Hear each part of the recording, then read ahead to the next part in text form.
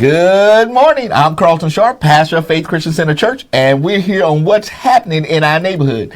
And today, my special guest is Mr. Chris Fisher from the Port of Beaumont. Welcome back, Chris. How you doing, Pastor Sharp? I'm doing wonderful, man. Good to be here. Hey, we haven't been here for a while. I know it. So tell us a little bit about the port.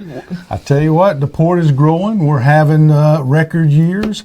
We've got a lot of really good positive things going on. I think the last time I was here, we was getting ready for a bond election. We're starting that, and that voters approved that 2-1, and we really are proud of the support that we get from the community. We're getting ready. We're starting that project now. We're working on that big dock project. Wow. That'll support, and so we've got a number of projects that we're working on. Now, what people need to understand is the port is an economic engine for our community. Yes. Talk to us about that. Well, our guidance, or what we strive to do, is generate jobs in Southeast Texas. The port itself only hires about 43 people directly, but we generate about 3,000 jobs in our area from our operations, and work with our customers over the public docks and wharves. And that's just the public docks and wharves at the upper end of the channel of the waterway. And there's a lot of great things going on the waterway too. So, you know, one of the things that I noticed on your financial statements for the port that's on your website is that the port has $320 million worth of assets. Yes. Wow. We've been growing that quite a bit. Man, Chris, that's a lot. That is a lot. That is a lot. I can remember a time not too long ago it was less than 100 million. So we're tripling in size, and we've really been blessed with a lot of growth, and I think a lot of good economic impact that we're providing in our community. That's good. That's good. Hey, now you have some projects that are about to come up. Tell us a little bit about those. Well, there's a number of projects, and you know, when we talk about the port of Beaumont, there's the Port of Beaumont Channel. That's about a 20-mile section of the Neches River above Sabine Lake. The lower end is the Port of Port Arthur Channel. That channel all together is third in the nation. Wow. And so when we talk about the public facilities on the waterway, the Port of Beaumont, the Port of Port Arthur, and then we have the ExxonMobils, the Motivas, Valeros. That is one of the largest industrial complexes in the country. And working with the Sabine Neches Navigation District, where they're the channel sponsor for deepening the channel. Our channel's getting deepened from 40 feet to 48 feet. Wow. We think the growth that we're experiencing in this area will just continue to grow. And that's about a 7 to 8 year project, but they're starting it this year. We're very excited about that. And that's probably leading into some of our direct expansion too. We have about $500 million worth of expansion on the books for just the public facilities at the Port of Beaumont. It's a very big expansion program for us. There's about a dozen projects in that, and that includes expansion of our Orange County terminals and our Jefferson County terminals. And part of it is the new dock that we're constructing. We're Main Street Terminal 1. We're very excited about that. You're listening on. Hey, but before we get into all of that, hey, I want to show this report that was done concerning the expansion. All right. So we'll be right back right after this. All right, super. In tonight's Energy Matters, a more than $1 billion project along the Sabine Neches waterway will get underway in a few months to help with America's recent energy explosion. Yeah, the project will deepen the channel, starting at the Gulf, running to the Port of Beaumont. It will attract new development for the nation and allow bigger ships. William Blanchett tells us more about this huge undertaking. Companies say the deepening of the Sabine Neches waterway will attract new development by allowing ships with larger capacities to come to our ports. The Sabine Neches Navigation District says the project will help maintain one of the busiest waterways in the U.S. Think of it as the busiest highway in Southeast Texas. The Sabine Neches waterway sees more than 150 million tons of cargo every year. It can't be understated how important this waterway is. Charles Tweedle, the president of the Sabine Pilots Association, says they help navigate the ships coming in and out of Sabine Pass.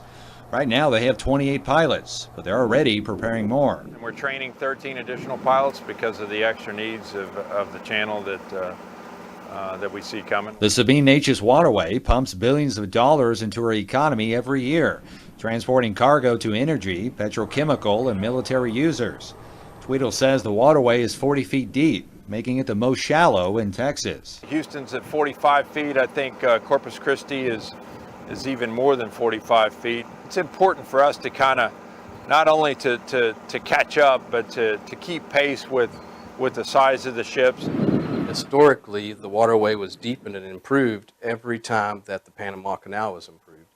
And so the last time the waterway was improved was in 1962. Matthew Kaufman, the deputy director at the Sabine Neches Navigation District, says the waterway is the largest crude oil and LNG exporter in the country. To handle America's growing need for larger ships, Kaufman says the waterway is long overdue for improvements. You'll see on these ships as they come in, there's a bunch of red paint.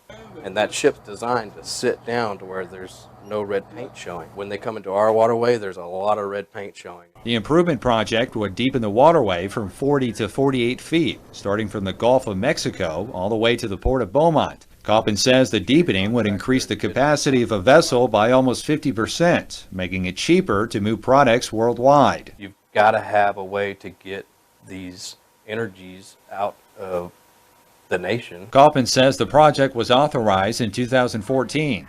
Last November, Congress released money to the U.S. Army Corps of Engineers for the construction. The feds would foot 75% of the $1.2 billion project.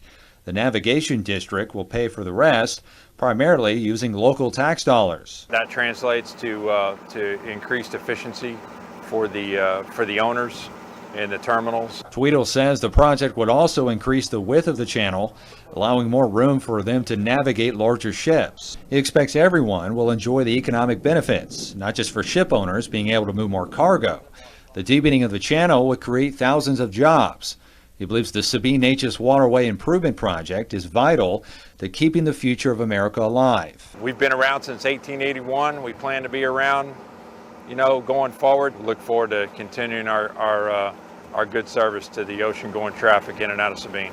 The dredging is planned to start in August. Matthew Kaufman at the Sabine Neches Navigation District says they're looking to transport over 200 million tons along the waterway by the end of the year, helping to keep America as one of the biggest drivers of energy around the world.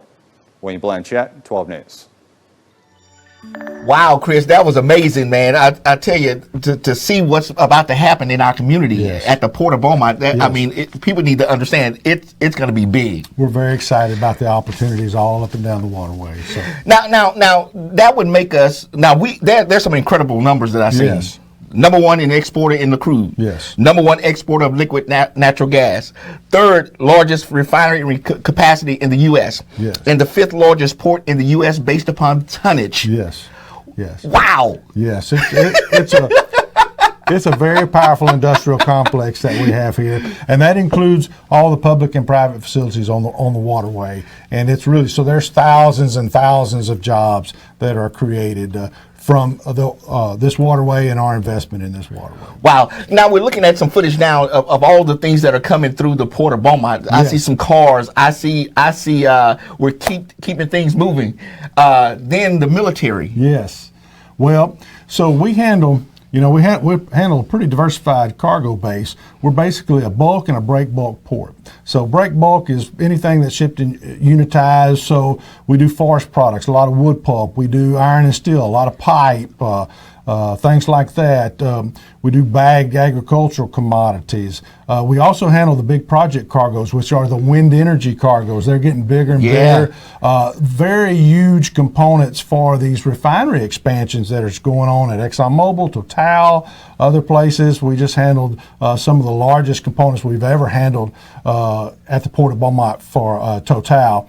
And then we also do a lot of bulk. We have dry bulk. We have our grain elevator, our grain terminal that with Lewis Dreyfus Commodities operating that. We have a dry bulk terminal handles aggregate that Kinder Morgan operates for us. And we diversified into liquid bulk.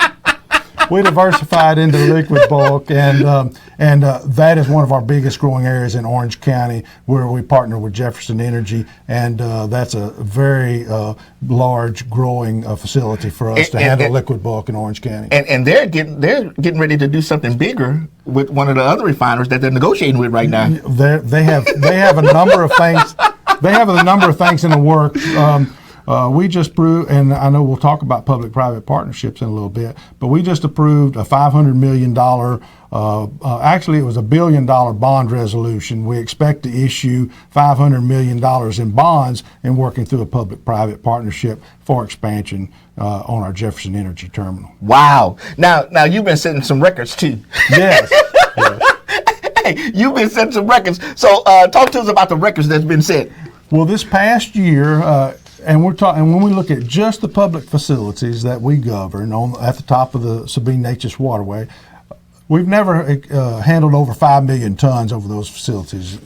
This year we handled over 6.5 million tons. Wow. So we not only did we set a new record, we shattered a record there. And our revenues are up significantly too. 42%, I see. Yes. So revenues are up 42%. And what's good about that, so when the port makes money from its operations, that's money that we can invest back into the capital infrastructure of the port to create more jobs and generate more economic impact in the area. And that's, so when we make more make money, that's what we do with it. We invest it back in the public facilities. Now, okay, so with the records, there comes new construction. Yes.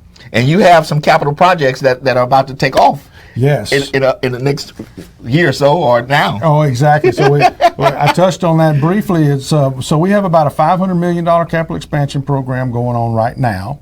That is probably going to grow a little bit to $600 million or so because these are dynamic. So particularly, well, the Jefferson Energy project itself is going to be about close to $500 million. Wow. So that expansion is going on, and then we've got our Main Street Terminal Wharf, which is about an $80 million project. We've got our rail expansion project, which is another $15 million roughly. We have a number of lot projects. That's another $10 million.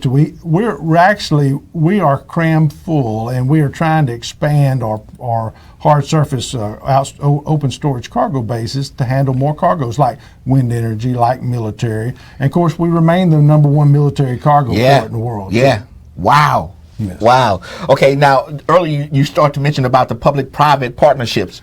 So yes. So when we do our expansions and we talk about issuing bond issues, now sometimes we do bond issues that are public supported. We did one for $85 million a few years ago, and we talked about that bond election. The voters supported us on that, and that was a project that was very important to us, and the public support was very important. But we also try to do these projects and do various utilize port funds to leverage private investment, and that's the public-private partnerships. So, for example, in Orange County, over the last few years, the port spent about $50 million of money that we had made from our operations, and we got a few grants, and now that's developed into a huge terminal over there that's generated getting close to $1 billion of private investment. Wow. So that's Jefferson Energy. We also have a private partnership. We're operating our grain elevator with Lewis Dreyfus. So we put some funds in, they put some funds in, and then Kinder Morgan's the same way. So we have our bulk terminal with them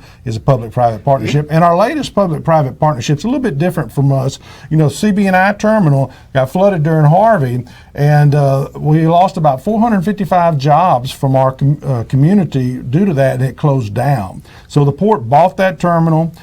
We entered in a public-private partnership with Allegiant Island Park Industrial, and they're doing fabrication, and we're still working with them. We're investing another $30 million into that facility. We're getting ready to dredge the berths at that facility. It'll be mostly a barge operation and do a lot of fabrication for a lot of this expansion in the Gulf Coast. So we're very excited about our partnership there to try to bring jobs and create jobs back to that terminal that was lost during Harvey. So now is that the same dock that was out of commission back in the Harvey that you're replacing? Now that's the Main Street Terminal. That's the Main Street Terminal. That dock was an old dock. That's going to be one of our new state-of-the-art big ship docks. So we call it.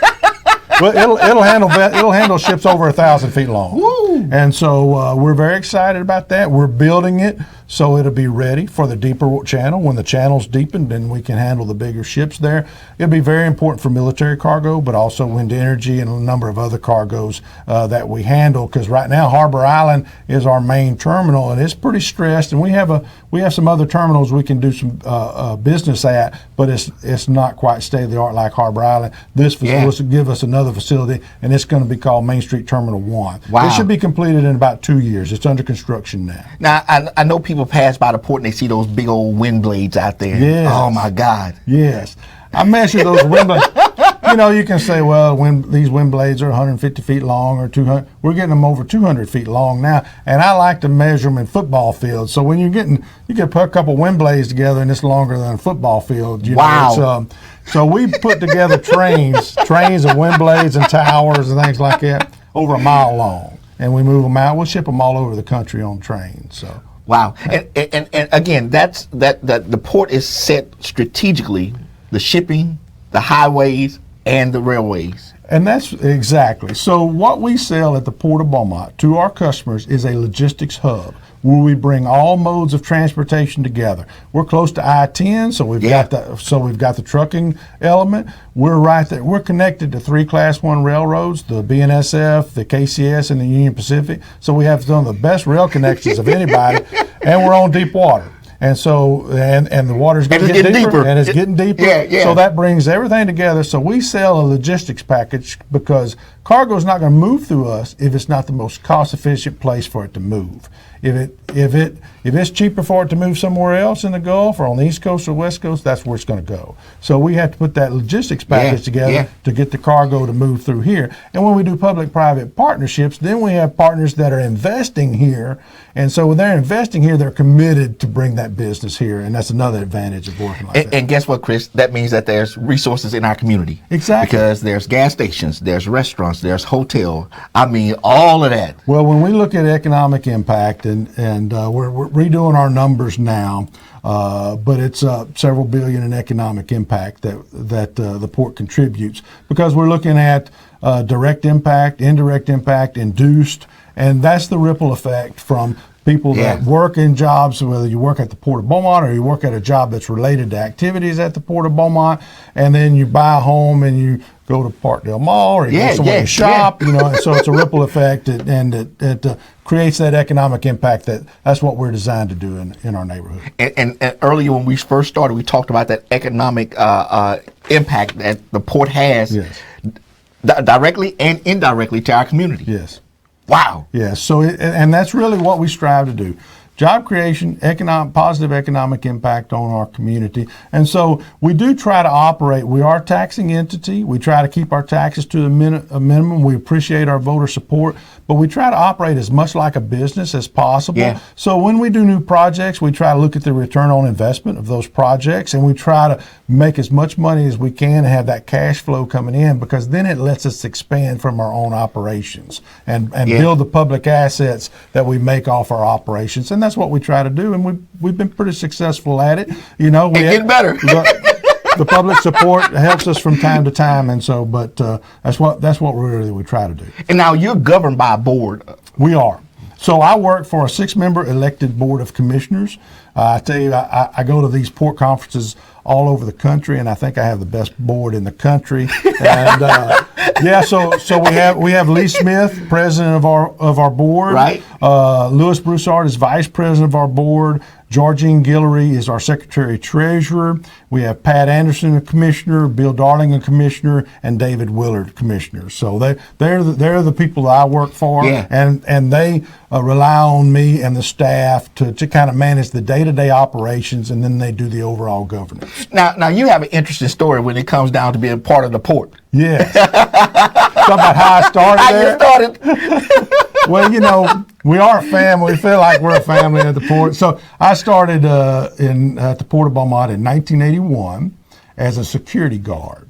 So My dad actually worked in the port. It's like, not everybody works for the port. My dad worked in the port for the Santa Fe Railroad. He's doing some clerking down there. And he just said, I heard that one of those security guards was going to quit. There's an opening. And so I went down and applied, and they said, there's no opening. And so I walked out. The guy walked in and quit, and I was just a handy, and they called me. They said, you still want the job? So I took the job. So that's how I worked my way through Lamar University as a security guard working graveyards, and I did that for about 9 years out there at the Port of Beaumont. They made us police officers, so we became police officers. But I got to learn a lot about the port, and then I moved over. I got an opportunity. I thought I was going to go to law school, and I got accepted to go to law school, but the opportunities came open at the Port of Beaumont, and I went back and got my MBA at Lamar University, and I was a sales rep. I was an administrative assistant, so I kind of did everything no one else wanted to do. But it gave me a good, well-rounded deal. And then after I did that for several years, I was director of finance administration, and the board took a chance on me as a young man to come in and be interim. And as our port director left, took another job to be interim, and I really appreciate the opportunity that they gave me, and they decided to stick with me, and that's been 17 years now. Wow. So I've been port director for 17 years, and I really appreciate our board and the great staff that works with me as well. We have a wonderful staff at the Port of Beaumont. You couldn't do it by yourself. No, we run pretty lean with our staff, but they're a great group of people, and they do a wonderful job for me and our board. Wow. So Chris, what's upcoming for 2020? 2020, we hope a little bit more of the same. So sometimes we have to keep our expectations real. We set such great records this year, and so sometimes I have to say, we can't win the Super Bowl every year, but we're going to try to win the Super Bowl every year. We're going to try to be the Patriots. So can you give us 42% again next year? We're going to try. We're going to work on it. But we are continuing to grow. We're doing a lot of growth, and that's with this. There's a lot of opportunities for us to continue to beat those records that we set this year, and that's where our $500 million bond issue. And when we talked about that $500 million bond issue, and we're talking about public-private partnerships, there's really no cost to the taxpayer in doing those type of deals. That's good. That's funded by business, and we leverage the port's investment in that. And so it's really private funding, creating private jobs that we've leveraged to do that. And it's really a win-win for everybody. Man, Chris, when that 8 foot deeper come in, man. I'm very excited to see Randy Reese and the people at the Sabine Neches Navigation District, they're the channel sponsor, and so that's their responsibility to deepen that waterway and maintain the waterway, and they're doing an excellent job on that to keep us all in position to continue to grow. All right, Chris, well, look, we done gone through it a lot, and man, I want to thank you for coming and talking to us about it. Tell you what, it's always a lot of fun. It really is. Thank you, Pastor. Hey, well, listen, I want to thank Chris for joining us today, and I want to thank you for joining us on What's Happening in Our Neighborhood. And we will see you next time on our broadcast.